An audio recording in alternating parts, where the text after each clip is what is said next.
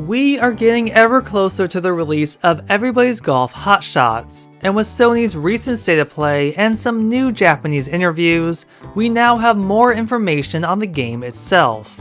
And if you weren't excited about it before, maybe this video will convince you to pre-order.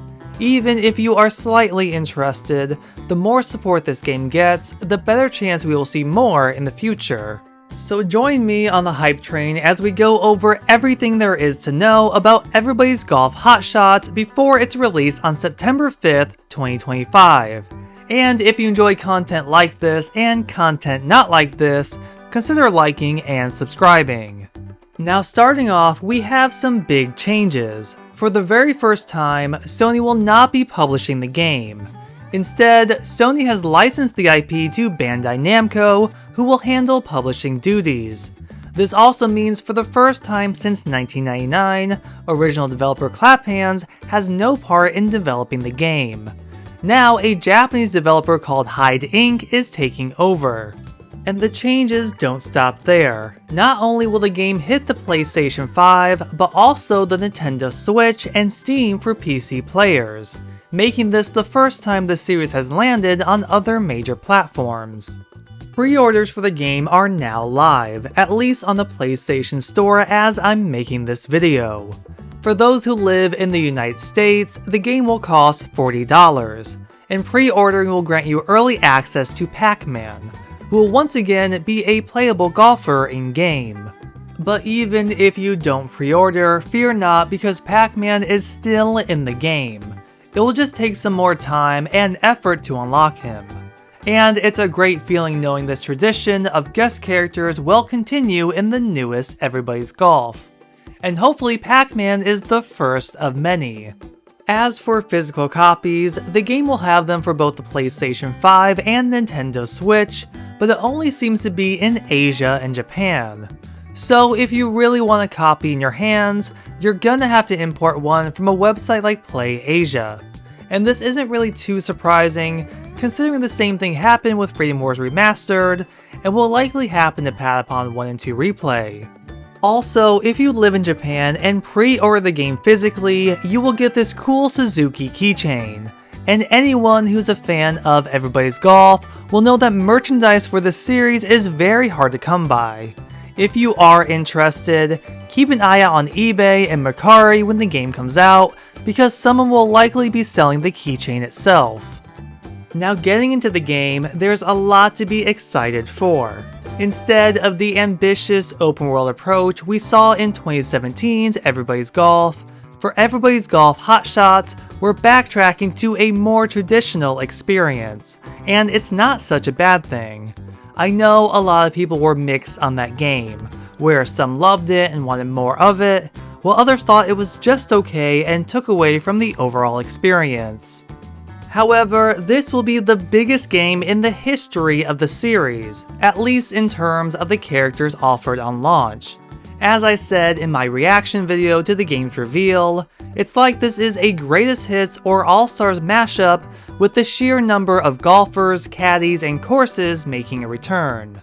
Like Jasmine from Hot Shots Golf Out of Bounds, Yuna from Hot Shots Golf World Invitational, and Aya from Hot Shots Golf 4, which make up at least 18 characters we know of so far, including Pac-Man if the trailers are anything to go by, as well as 4 caddies. On top of the 8 known courses like Aloha Beach Resort, Red Flower Country Club, and Euro Classic Golf Course, which are some of the places we'll be visiting from around the world in 10 different regions.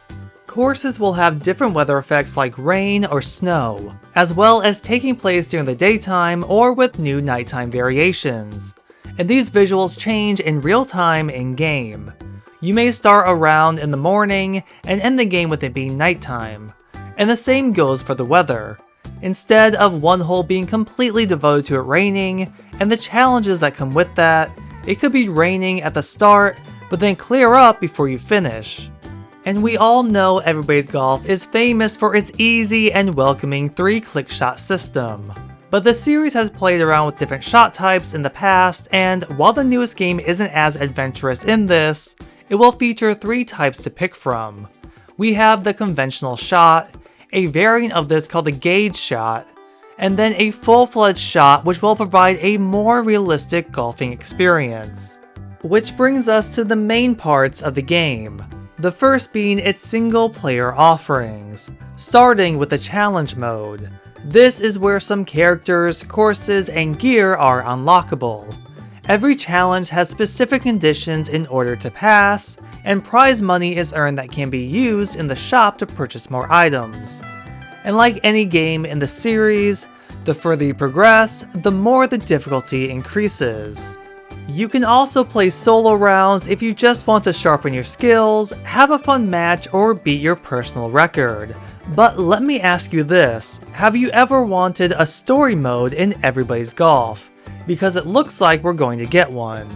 Now characters are more than just a bio we can read. In what will be called World Tour, every character has a series of episodes that dive further into their personalities, and by clearing episode 1, that character will be available for other modes.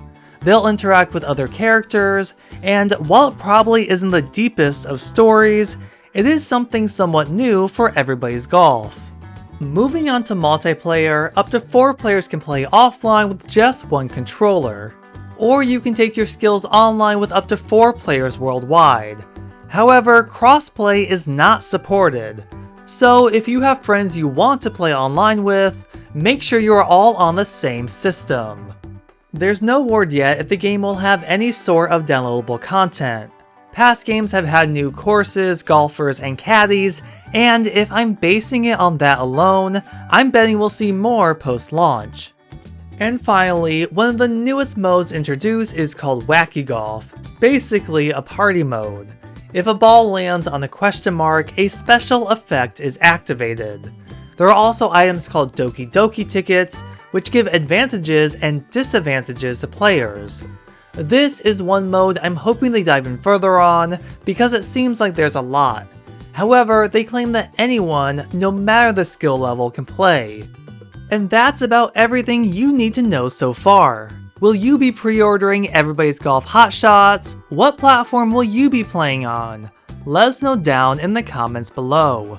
Be sure to like, share, subscribe, and ring that bell to be notified about future content. Thank you for watching, and I'll see you in the next video.